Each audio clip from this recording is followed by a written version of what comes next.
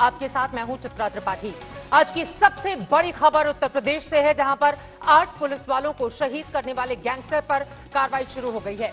आज फरार गैंगस्टर विकास दुबे के घर को जमींदोज कर दिया गया। विकास दुबे के जेसीबी से ही उसके घर को गिराया गया है। आरोप है कि फरार गैंगस्टर ने जमीन कब्जा कर गैर कानूनी तरीके से घर खड़ा किया था। ये अलग अलग तस्वीरें आपको दिखा रहे हैं। इसके पहले लखीमपुर में विकास दुबे की तलाश में बाकायदा पोस्टर लगाए गए। पुलिस को विकास दुबे के नेपाल भागने का भी शक है। यूपी पुलिस की 20 टीमें लगातार विकास दुबे की तलाश में इधर उधर छापेमारी कर रही हैं। हालांकि अब तक कोई भी कामयाबी नहीं मिल पाई है। इन सब के बीच चौबेपुर थाने के एसओ विनय तिवारी को सस्पेंड किया गया है। उनके ऊपर मुखबिरी का शक है।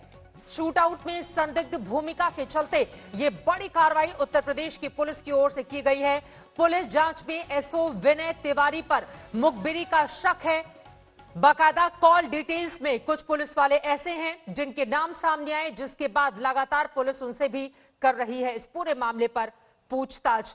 और ये तस्वीरें आपको दिखा रहे हैं जब घर गिराने की कार्रवाई चल रही थी गैंगस्टर विकास दुबे की, उसी की जेसीबी से उसके घर को किस तरह से जमींदोज कर दिया गया। और ये बेहद जरूरी है एक ऐसे वक्त में जब उत्तर प्रदेश की पुलिस ने अपने ही जाबाज 8 पुलिसकर्मियों को खोया हो। ग्राउंड जीरो से हमारे संवाददाता की यह रिपोर्ट देखिए। हम इस वक्त बिकरू गांव में विकास दुबे के घर के ठीक भीतर हैं। जो कल तक महलनुमा बना हुआ था उसको एकदम धराशायी कर दिया गया है। आप देख सकते हैं गाड़ियां स्कॉर्पियो और फॉर्च्यूनर जो खड़ी थी, जो कि बेहद नई गाड़ियां थी, उनको प्रशासन ने एकदम नेस्तनाबूद कर दिया, क्योंकि जानकारी के मुताबिक न सिर्फ जमीन अवैध थी जिसपे पूरा मकान बना था, बल्कि उसकी गाड़ियों पर भी शक था कि किसी अपराध में लिप्त हो सकती हैं। अभी भी यहाँ पर तोड़े फोड़े जाने की कार्रवाई चल रही है, क्योंकि ये जो घर है पूरा, इसको पूरी तरह से किलेनुमा बना रखा था और इसी के जरिए वो अपने अपराध का संचालन करता था। इसीलिए प्रशासन ने कोई भी कोर कसर न छोड़ते हुए सख्ती करते हुए कदम उठाया है। और पुलिस का, प्रशासन का कहना यह है कि जिस तरह से उसके पास ये सारी प्रॉपर्टीज उसने अवैध इकट्ठा की थी, वो सारी जांच का विषय है। और उसी के चलते जानकारी ये थी कि सब अवैध तरीके से अर्जित की ही संपत्ति है, इसीलिए प्रशासन उसको बख्शने के मूड में नहीं है और फिलहाल इस पूरे मामले में जांच चल रही है। कैमरामैन हरीश कांडपाल के साथ शिवेंद्र श्रीवास्तव, कानपुर आज तक।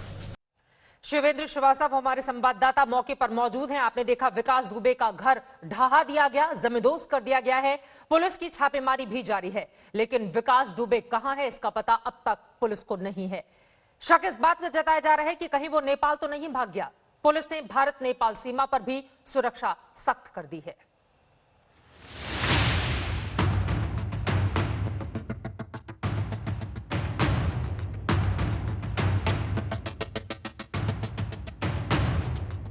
जमीन खा गई या आसमान निगल गया, यूपी का मोस्ट वांटेड कहां लापता हो गया। पुलिस तलाश रही है, छापेमारी जारी है। 36 घंटे बीत गए, लेकिन कानपुर शूटआउट में शामिल गैंगस्टर विकास दुबे का कहीं अता पता नहीं। आखिर कहां गया 8 पुलिस वालों की जान लेने वाला गैंगस्टर? क्या नेपाल फरार हो गया यूपी का मोस्ट वांटेड विकास दुबे? ये वो सवाल हैं जिनका जवाब बाकी है। पुलिस के हाथ अब तक कुछ भी नहीं लगा है, लेकिन विकास दुबे के नेपाल भाग जाने की खबरों के बीच यूपी पुलिस हरकत में आ गई है। लखीमपुर में भारत नेपाल सीमा पर सुरक्षा बढ़ा दी गई है। एक अधिकारी को उसकी तस्वीर के साथ नेपाल रवाना कर दिया गया है। जनपद की सीमाएं पूरी तरह से सील कर दी गई हैं और विशेष तौर पे हमारा जो नेपाल बॉर्डर है, वहाँ हमने एक सीओ को भेजा हुआ है और सबको जो फोटोग्राफ सोशल मीडिया में आ चुके हैं सब सर्कुलेट कर दिए गए हैं और सघन चेकिंग अभियान चलाया जा रहा है। गैंगस्टर विकास दुबे की तलाश में यूपी पुलिस कोना कोना छान रही है। यूपी पुलिस की 20 टीमें पूरी रात छापेमारी करती रही। उस बीच पूछताछ के लिए 12 लोगों को हिरासत में भी लिया गया है। पुलिस ने इन लोगों को मोबाइल कॉल डिटेल के आधार पर उठाया है। बताया जा रहा है कि इन लोगों के वारदात से पहले पिछले 24 घंटों में विकास दुबे से बातचीत हुई थी। कॉल डिटेल खंगालते समय एक और चौंकाने वाली बात सामने आई। हैरान करने वाली बात यह है कि विकास दुबे के कॉल डिटेल में कुछ पुलिस वालों के फोन नंबर भी हैं। बताया जा रहा है कि पुलिस की जांच में पता चला कि चौबेपुर थाने के ही एक दरोगा ने विकास को पुलिस के आने की जानकारी दी थी। शक के घेरे में यूपी पुलिस का एक दरोगा, एक सिपाही और एक होमगार्ड है। गैंगस्टर विकास दुबे को पकड़ने के लिए यूपी पुलिस ने एड़ी चोटी का दम लगा दिया है। इस बीच कानपुर पहुंचकर शहीद पुलिस वालों को सीएम योगी आदित्यनाथ ने श्रद्धांजलि दी। सीएम योगी ने दो टूक कहा कि दोषियों को बख्शा नहीं जाएगा। घटना घटित होने के तत्काल बाद से ही वरिष्ठ पुलिस और प्रशासनिक अधिकारी इस पूरी घटना को अंजाम देने वाले अपराधियों के खिलाफ कार्रवाई करने के लिए लगातार छापेमारी कर रही है। इस पूरी घटना के लिए जिम्मेदार किसी भी अपराधी को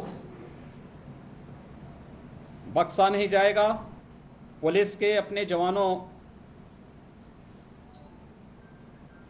के शहादत और उनके बलिदान को व्यर्थ नहीं जाने दिया जाएगा। यूपी में 8 पुलिस वालों की हत्या ने कानून व्यवस्था पर कई सवाल उठा दिए हैं। यूपी पुलिस को किसी भी हाल में गैंगस्टर विकास दुबे को पकड़ना ही होगा।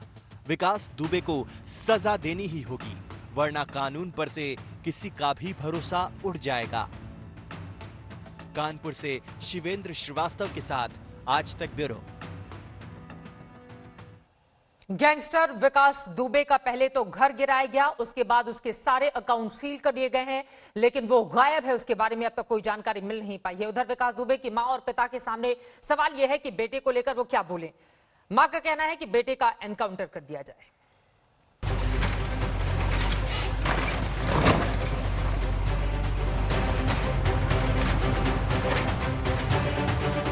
जिसने 8 पुलिस वालों की दुनिया उजाड़ी, उसके घर को कर दिया गया बुलडोज। गैंगस्टर विकास दुबे की छत से लेकर दीवारों तक को गिरा दिया गया। तिनके तिनके में बिखर गया भगोड़े का आशियाना। गुनाह के पैसे से बनाया गया घर जमींदोज हो गया। विकास दुबे ने गुनाह की दुनिया में ऐसी इबारत लिखी है कि उसे मां का साथ भी नहीं मिला। जब धोखे में भगी हो तो काउंटर करिए पुलिस। हम तो कहते पकड़ लो तब काउंटर कर दो। जिस मां ने पाला पोसा बड़ा किया, वो भी आज शर्मिंदा है। विकास दुबे की मां कहती है कि अगर वो ऐसे ही फरार रहा तो उसका एनकाउंटर हो जाना चाहिए। जहाँ का उन्हें अच्छाई चाहिए तो उन्हें हाजिर हो जाओ चाहिए खुदा है, नहीं तो पुलिस का ढूंढ नहीं सकते हैं। जितनी जल्दी दुनिया बाहर सो रही हुई गई है, रात की बात रहा है। मतलब आप चाहती हैं कि पुलिस के सामने वो हाजिर हो जाएं? हाँ, सामने आ जाएं हैं तो पुलिस खुद ही अपन देखिए करिए जो करिए हैं। और अगर भागते रहे तो फिर क्या करना चाहिए पुलिस को, क्योंकि बेचारे बहुत मासूम लोग थे जिनकी जान चली गई। तो जब धोखे में भगी हो तो काउंटर करिए पुलिस। हम तो कहते पकड़ लो तब काउंटर कर दो। कैसे उसने बहुत बुरा किया है। यूपी पुलिस गैंगस्टर विकास दुबे के हर उस ठिकाने पर दबिश दे रही है जहां वो कभी रहता था। लखनऊ में भी विकास दुबे के घर पर पुलिस पहुंची, उसके भाई और रिश्तेदारों के घर को खंगाला। हालांकि विकास दुबे के पिता कहते हैं कि उन्हें कोई जानकारी नहीं है। ये बताइए कि आपके बेटे ने 8 पुलिस वालों को निशाना बनाया है, क्या कहें? हम नहीं बता, ये हम जानते नहीं है कि हमारे लड़के ने ऐसा अपराध किया। क्यों, आप तो घर में थे उस वक्त? हाँ, उस वक्त तो घर में थे। अब खेत थे तो बीमारी हालत में पड़े थे, दवा खाए हुए। नहीं, तो उसका तो आपराधिक इतिहास रहा है, 60 मुकदमे। अरे सुनाई हमें बहुत समय से नहीं पड़ रहा, न सुनाई पड़े न दिखाई पड़े। लेकिन उसकी बता दे लेकिन विकास की क्या कर रहा था। विकास की मां ने कहा कि अगर वो मिले तो उसका एनकाउंटर कर दो। हाँ, काउंटर कर दो तो कर दो, करना चाहिए ना ऐसे आदमी। हाँ, हमारा कर दो काउंटर। आपका नहीं, मैं विकास दुबे की बात कर रहा हूँ जिनने इतने पुलिस वालों को निशाना बनाया। विकास दुबे अगर यानी अपराधी होते तो एक मरतबे काउंटर का आदेश हो चुका था। हाँ, तो ये काम कैसे होते सब ये। कानपुर से सटे बिकरू गांव में शुक्रवार को तड़के पुलिस और विकास दुबे गिरोह के बीच खूनी मुठभेड़ हुआ। विकास दुबे के गुर्गों ने जेसीबी मशीन लगाकर पुलिस का रास्ता बंद कर दिया। जैसे ही पुलिस वाले आगे बढ़े, उसके गुर्गों ने 3 तरफ से फायरिंग शुरू कर दी, जिनमें 8 पुलिसकर्मी शहीद हो गए। इस मुठभेड़ में गिरोह के 2 हमलावर भी मारे गए। हैरान करने वाली बात यह है कि कानपुर के थाने में विकास दुबे के खिलाफ 60 FIR दर्ज हैं, 2001 में विकास दुबे ने मंत्री संतोष शुक्ल का कत्ल कर दिया था। विकास दुबे के गुनाहों की फहरिस्त लंबी है, लेकिन ताज्जुब की बात यह है कि उसे अब तक वो सजा नहीं मिल पाई जिसका वो हकदार था। कानपुर से शिवेंद्र श्रीवास्तव के साथ आज तक ब्यूरो। और शक के घेरे में सब इंस्पेक्टर विनय तिवारी भी हैं। आज तक संवाददाता शिवेंद्र श्रीवास्तव ने उससे सवाल किए तो वो इससे भागने लगा। इस वक्त यहाँ पर हमारे साथ एसओ चौबेपुर विनय तिवारी जी हैं, उनसे बात करते हैं। सर ये बताइए, 2 दिन पहले जब शिकायत पे आप गए थे तो क्या हुआ था? मैं घटना के वाले दिन की बात नहीं पूछ रहा हूँ, पहले जब गए थे तो क्या हुआ था? विवेक दुबे ने क्या किया था यहाँ पर? क्या कोई हाथापाई हुई थी, अभद्रता की थी आप लोगों के साथ? विनय जी, लगातार बात ये आ रही है कि आपसे पहले भी मुलाकात हुई थी जिसपे झगड़ा हुआ था और उसने बदतमीजी की थी पुलिस पार्टी के साथ। कार्रवाई से अधिकारियों द्वारा अवगत कराया जाएगा। अच्छा, वो उस दिन आपके साथ वो जो तिवारी जिसकी शिकायत थी वो भी गया था, उसको भी मारा पीटा था? अधिकारियों द्वारा आपको अवगत कराया जाएगा। नहीं, मैं समझ गया, लेकिन गंभीर आरोप ये भी लग रहे हैं कि चौबेपुर थाने की पुलिस को भी पता था बहुत सारी चीजें। विनय तिवारी जी, जरा बताइए आप एक सेकंड रुक जाइए। सर रुक जाइए, भाई साहब रुक जाइए। विनय तिवारी जी, एक मिनट का वक्त दीजिए। गंभीर आरोप लग रहे हैं इस बात के कि थाने की पुलिस को पता था, ऐसा? ये मामला कितना गंभीर हो जाता है कि थाने की पुलिस को पता था। थाने की पुलिस के लोग इस गैंगस्टर से बातचीत क्यों करते थे? फिलहाल जो विनय तिवारी इस वक्त हमारे कैमरे से भागने की कोशिश कर रहा था, उसको सस्पेंड किया जा चुका है। इन लोगों की क्या भूमिका है, जांच के बाद स्थिति साफ हो पाएगी। लेकिन ये मामला कितना ज्यादा गंभीर अगर पुलिस की मुखबिरी पुलिस वाले ही करते हुए पाए जाते हैं तो। लेकिन आखिर कैसे पुलिस के 8 लोग मारे जाते हैं? कैसे एक अपराधी पुलिस के लोगों की जान ले लेता है? कैसे AK-47 से गोलियों की बरसात कर दी जाती है? गैंगस्टर विकास दुबे का पूरा कच्चा चिट्ठा देखिए और समझिए।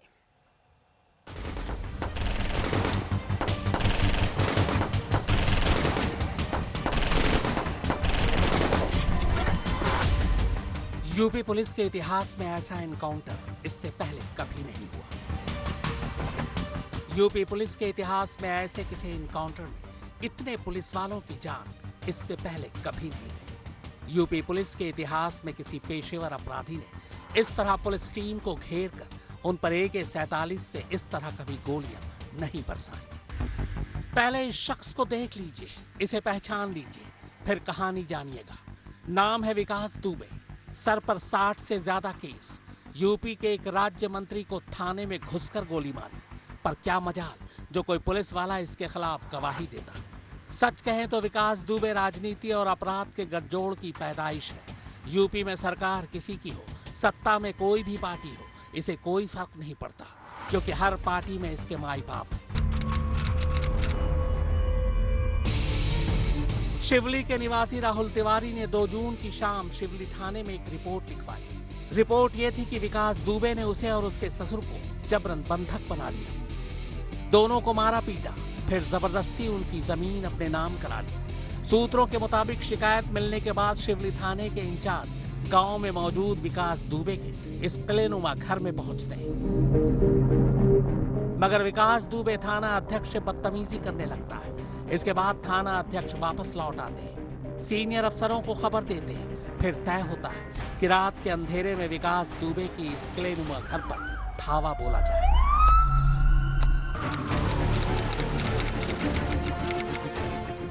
डिप्टी एसपी और सीओ देवेंद्र मिश्रा की अगुवाई में पुलिस की टीम अलग अलग गाड़ियों में पूरी तैयारी के साथ बिकरू गांव के लिए रवाना होती है। लेकिन हैरत अंगेज तौर पर विकास दुबे को पुलिस के इस गुप्त ऑपरेशन की जानकारी पहले ही मिल जाती है। बहुत मुमकिन है कि खुद पुलिस में से किसी ने या पुलिस के किसी मुखबिर ने विकास दुबे के लिए मुखबिरी कर दी। इसी के बाद आनन फानन में विकास दुबे ने अपने गैंग के लोगों को रात को ही अपने घर बुला लिया। सभी हथियारों से लैस थे। विकास दुबे के घर पहुंचने के बाद उन्होंने सबसे ऊंचे मकान की इस छत पर पोजीशन ले ली। पुलिस वालों का रास्ता रोकने के लिए पुलिस के आने से पहले ही विकास दुबे ने गांव की घेराबंदी कर ली थी। मेन रास्ते पर जेसीबी मशीन भी खड़ी कर दी ताकि पुलिस के काफिले का रास्ता रोका जा सके। पुलिस को इस तैयारी की जरा सी भी भनक नहीं थी। गांव पहुंचने के बाद जब वो रास्ते में फंस गए, तब गाड़ी से उतरकर पैदल ही आगे बढ़ने का फैसला किया। विकास दुबे इसी मौके की ताक में था। जैसे ही पुलिस की टीम उसके घर की तरफ कूच करती है, अचानक ऊंचाई से पुलिस टीम पर गोलियों की बारिश कर दी जाती है। हमलावर अन्य हथियारों के साथ साथ AK-47 से भी लैस थे। अचानक हुए इस हमले से पुलिस टीम सख्ते में आ जाती है। कुछ पुलिस वाले आसपास के घरों की ओट में छुप जाते हैं क्योंकि गोलियां ऊपर से चल रही थी, लेकिन विकास दुबे और उसके लोगों ने ढूंढ कर इन पुलिस वालों को बाहर निकाला और फिर उन्हें गोली मारी। इतना ही नहीं, इन तमाम पुलिस वालों के सरकारी हथियार और कारतूस तक वो अपने साथ ले गए। करीब घंटे भर की गोलीबारी के बाद जब सन्नाटा पसरा, तब तक विकास दुबे और उसके गैंग के लोग गांव से दूर जा चुके थे। जाते जाते वो घर के अंदर CCTV की सारी फुटेज का रिकॉर्डर भी ले गए। पीछे रह गई तो सिर्फ लाशें और जख्मी लोग। कुछ जख्मी पुलिस वालों ने इस हमले की सूचना थाने तक दी। खबर मिलते ही आसपास के जिले में हड़कंप मच गई। पुलिस की भारी टीम आला अफसरों समेत फौरन गांव की तरफ भागी। इसके बाद सभी घायलों को आनंद फानन अस्पताल पहुंचाया गया।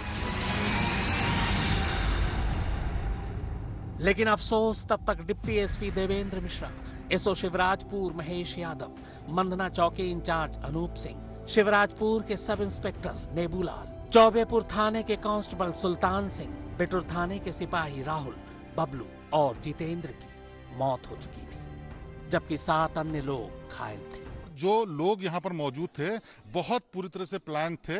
ये एकदम साफ है यहाँ कोई हालात देख करके, क्योंकि JCB मशीन बता रहे हैं कि 1 महीने से यहाँ पर खड़ी हुई थी, लेकिन कल वारदात से ठीक पहले इस मशीन को सड़क के बीच में ब्लॉक करने के लिए खड़ा किया गया। लखनऊ से आशीष श्रीवास्तव और कानपुर से रंजन सिंह के साथ शिवेंद्र श्रीवास्तव, आज तक। 19 साल पहले सैकड़ों लोगों की मौजूदगी में एक कत्ल होता है। कत्ल भी एक मंत्री का, और कत्ल कहीं और नहीं बल्कि थाने के अंदर। मगर कमाल देखिए कि इतने सारे लोगों और पुलिस वालों की आंखों के सामने हुए कत्ल के बावजूद कातिल के खिलाफ कोई मुंह तक नहीं खोलता, यहां तक कि खुद पुलिस वाले भी। उसके बाद क्या था? विकास दुबे आजाद हो जाता है।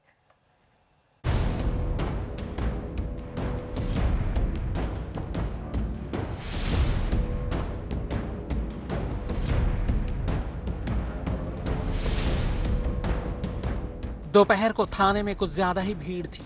वजह यह कि इलाके के 2 कद्दावर लोग, एक राजनेता और एक बाहुबली, आपस में टकराने के बाद कानून की मदद लेने इसी थाने की दहलीज पर मौजूद थे, और साथ ही मौजूद थे दोनों के सैकड़ों समर्थक। लेकिन इसी बीच भरे थाने में सैकड़ों लोगों की आंखों के सामने पुलिस वालों की मौजूदगी में कुछ ऐसा हुआ जो कोई सोच भी नहीं सकता था।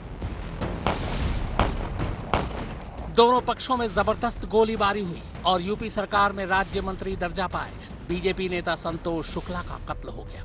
जी हां, कत्ल, वो भी थाने के अंदर पुलिस वालों की आंखों के सामने।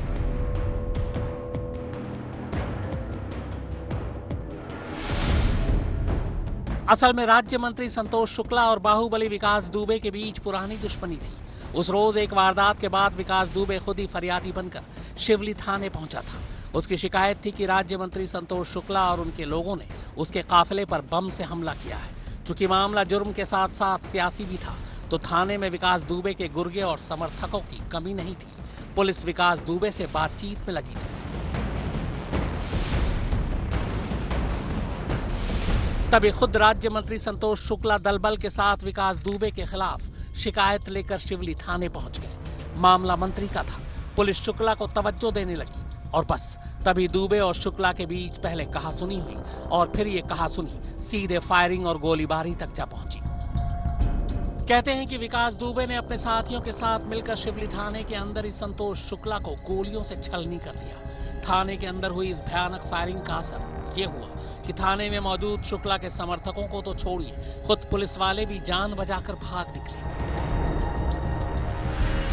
हालांकि थोड़ी देर बाद शुक्ला के समर्थक फिर से शिवली थाने पहुंचे और उन्होंने विकास दुबे और उसके समर्थकों की गाड़ियों में आग लगा दी, तोड़ फोड़ की, लेकिन तब तक दुबे अपने गुर्गों के साथ फरार हो चुका था। थाने के अंदर पुलिस वालों की मौजूदगी में राज्य मंत्री के कत्ल की खबर ने पूरे राज्य में भूचाल ला दिया। सिर्फ कानपुर ही नहीं, आसपास के जिलों से भी पुलिस वालों को मौका वारदात पर भेजा गया। मामले की जांच शुरू हुई, लेकिन नतीजा ढाक के 3 पात साबित हुआ।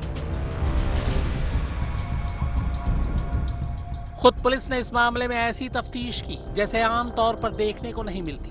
वैसे तो पुलिस ने कहा कि यह कत्ल सैकड़ों लोगों की आंखों के सामने हुआ, लेकिन सितम देखिए कि पुलिस सिवाय मकतूल संतोष शुक्ला के भाई मनोज शुक्ला के और एक भी चश्मदीद को अदालत में पेश नहीं कर पाई।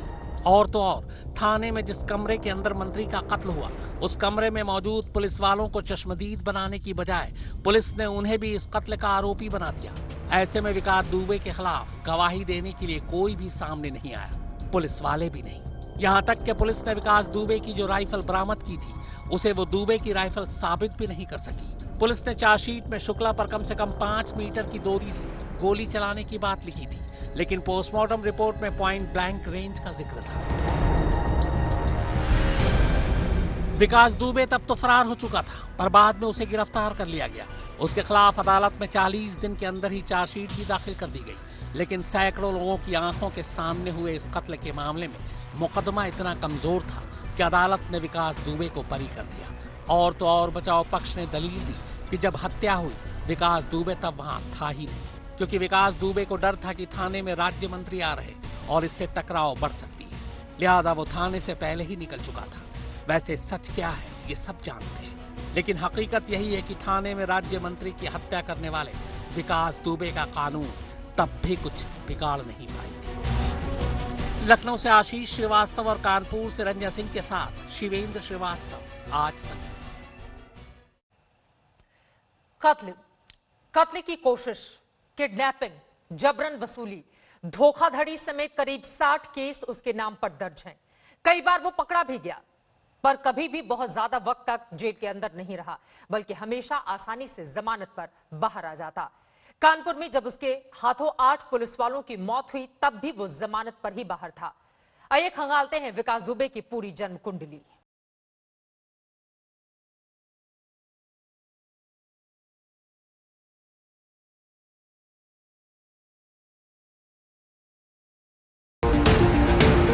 कानपुर शहर से करीब 50 किलोमीटर दूर कानपुर देहात का ये बिकरू गांव है, और यह है इस गांव का इकलौता खिलानुमा मकान।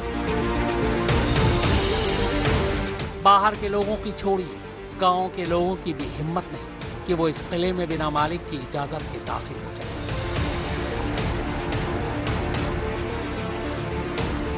ये विकास दुबे का घर है। विकास की जिंदगी की कहानी इसी गांव से शुरू होती है। गांव वालों को याद है कि करीब 20 साल पहले सन 2000 में शिवली में तब के नगर पंचायत के चेयरमैन लल्लन वाजपेयी से विकास दुबे का झगड़ा हो गया था, और बस इसी के बाद उसने जुर्म की दुनिया में कदम रखा। शुरुआत छोटी बड़ी लड़ाई से हुई, फिर धीरे धीरे गांव और गांव के आसपास की जमीन को अवैध रूप से खरीदने बेचने का धंधा करने लगा। थाने में तब उसके खिलाफ शिकायतें आनी शुरू हो चुकी थी। तभी उसने तय किया कि पुलिस से बचने के लिए राजनीति और नेताओं का सहारा लिया जाए। राजनीति की तरफ पहला कदम ग्राम पंचायत और जिला पंचायत चुनाव में घुसपैठ के साथ रखा। सबसे पहले अपने परिवार को चुनाव में उतारा। कहते हैं कि पिछले 15 सालों से बिकरू गांव में विकास दुबे के परिवार के सदस्य निर्विरोध प्रधान चुने जाते रहे। इस वक्त भी विकास दुबे की मां गांव की प्रधान है, जबकि छोटे भाई की पत्नी जिला पंचायत सदस्य। 2002 में जब यूपी में बहुजन समाज पार्टी की सरकार थी, तब विकास दुबे की तूती बोलती थी। यहीं से उसने जुर्म की दुनिया में बड़ी तेजी से छलांग मारी। इतने पैसे कमाए कि गांव में स्कूल और कॉलेज भी खोल डाले। धीरे धीरे आसपास के गांव में भी दबदबा बढ़ता चला गया। एक बार तो विकास दुबे ने जेल से ही जिला पंचायत सदस्य का चुनाव लड़ा और जीत भी गया। विकास दुबे का नाम पहली बार सुर्खियों में तब आया जब सन 2000 में कानपुर के शिवली थाना इलाके में मौजूद ताराचंद इंटर कॉलेज के सहायक प्रबंधक सिद्धेश्वर पांडे की हत्या कर दी। विकास दुबे पकड़ा गया, जेल भी गया, लेकिन जमानत पर जल्दी बाहर भी आ गया। पर जमानत पर जेल से बाहर आने से पहले जेल में रहते हुए ही उसने एक और कत्ल की साजिश रची। इस बार कत्ल इलाके के राम बाबू यादव का हुआ। 2004 में जब केबल का उद्योग तेजी से फल फूल रहा था, तब केबल के एक बिजनेसमैन की भी विकास दुबे ने हत्या कर दी। विकास दुबे पर अपने चचेरे भाई पर भी जानलेवा हमला करने का इल्जाम है।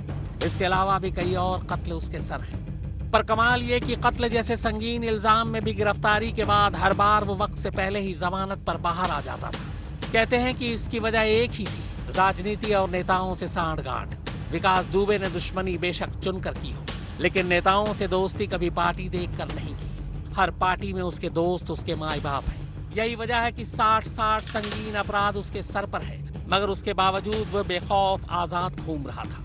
योगी सरकार के आने के बाद यूपी में चुन चुन कर घोषित अपराधियों के एनकाउंटर हो रहे थे, मगर विकास दुबे आजाद था। बिकरू गांव के अलावा उसने लखनऊ के कृष्णानंद इलाके में भी आलीशान घर बना रखा है। 8 पुलिस वालों की मौत के बाद पुलिस की एक टीम जब इस घर पर पहुंची तो गेट पर ताला लगा था। पूरा परिवार गायब। पुलिस टीम ताला तोड़कर घर के अंदर गई, तलाशी ली। यूपी पुलिस के मुताबिक विकास दुबे और उसके साथियों की तलाश में पूरे यूपी के बॉर्डर पर और यूपी के अंदर युद्ध स्तर पर जांच की जा रही है। बहुत मुमकिन है कि जल्द ही यूपी पुलिस के एक और एनकाउंटर की खबर आ जाए। रंजय सिंह के साथ शिवेंद्र श्रीवास्तव, कानपुर, आज तक।